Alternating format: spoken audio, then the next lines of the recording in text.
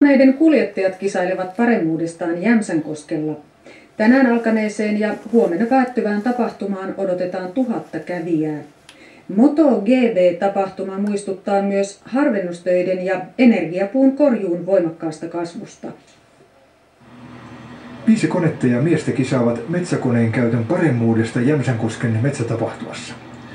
Kilpailun juuret juontuvat netissä käydystä keskustelusta motojen käytön paremmuudesta. Esimerkiksi tämän tapahtuman tarkoitus on nimenomaan korostaa sitä kuskiarvostusta. Eli se, jos ihmistä arvostetaan ja se itse arvostaa omaa työtä, niin sillä on luontainen vaikutus palkkatasoon. Eli nämä kaverithan tekee tavallaan samaa työtä kuin pörssimeklari. Eli heillä on yksityisen metsänomistajan valtakirja laittaa se metsä niin hyvään kuntoon kuin mahdollista. Metsäkonekilpailua käydään sekä raivatuissa että raivaamattomissa kohteissa. Tapahtumaa ei ratkaista pelkästään tehtyjen kuutioiden määrällä, vaan työn jäljellä. Pitää se olla, joka on kokenut, niin näkee nämä jutut, että miten tämä.